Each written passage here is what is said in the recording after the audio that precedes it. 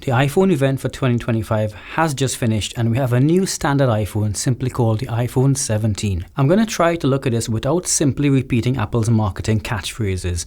I'm doing a video for each of the newly announced iPhones and I'm going to cut through the marketing fog and give it to you straight, so let's get into it. The normal iPhone is back with a bang this year after a few years of suffering badly, not only against its pro siblings, but against nearly every budget Android phone on the market. This year, it comes in at the same £799 for the base model as last year, although for that price, you do get a bump in the base storage, which goes up to 256GB this year. Well done not increasing the prices, Apple. Now, not a lot is new physically. It's the same glass and aluminium sandwich that we're used to. The camera control is still in a weird place and probably still nobody's going to use it. But I don't want to complain too much. It's a classic look by this point, and honestly, it doesn't look bad. Better leave it the same than make some change and makes it horribly worse, right? However, they do only come in horrible colors, like washed out versions of green, blue and purple. Personally, I'll just stick with the black and silver. Also, unfortunately, the screen has gone up in size this year. A 6.1-inch screen for me is the absolute largest that a phone should be and still be usable in one hand. Now it's a 6.3-inch display up from a 6.1-inch.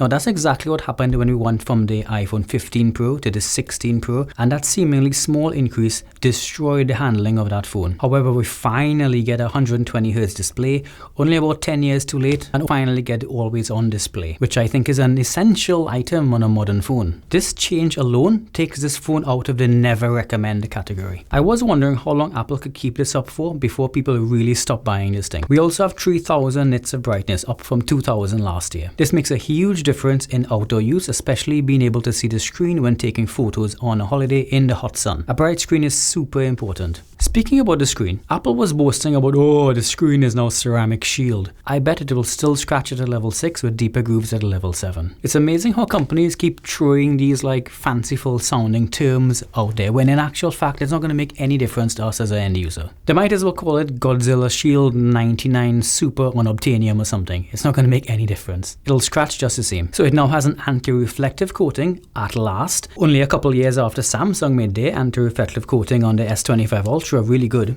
We have a brand new A19 chips with more rectangles in it than before, and this one even has rectangles within rectangles. The end result, yeah, it's going to feel exactly like last year's chips. Charging is now a bit better, so you get 50% in 20 minutes. I find fast charging is really important for that fill up and go kind of lifestyle. I also just like seeing big numbers on my charger display. Now let's talk about the cameras, because for a lot of people now their phone is their main camera. We have the same setup of two cameras we had before, a main wide camera and an ultra wide.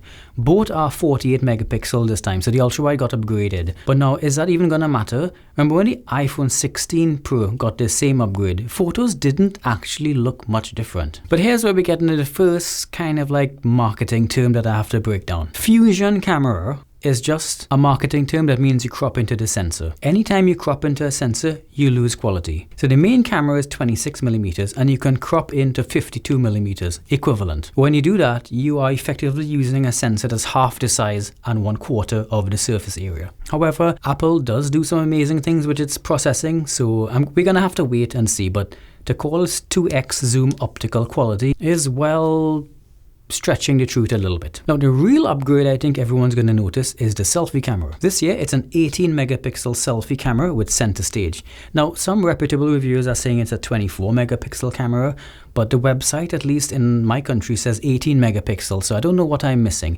Everyone definitely expected 24 megapixels in the rumors prior to the announcement. The good news is that it's 2 times the sensor size as before, and it is square. Square photos, yay! Does this mean square Instagram is going to make a comeback?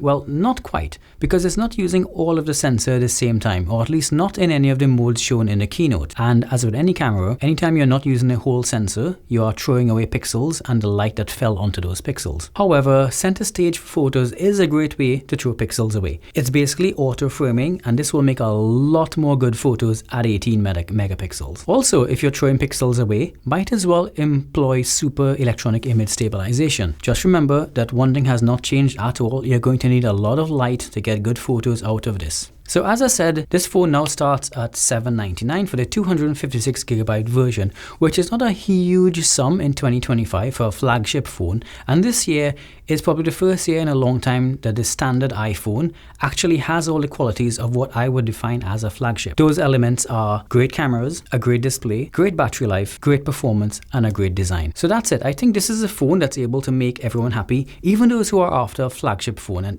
even if the Pro models did not exist. So yeah, go pre-order one now.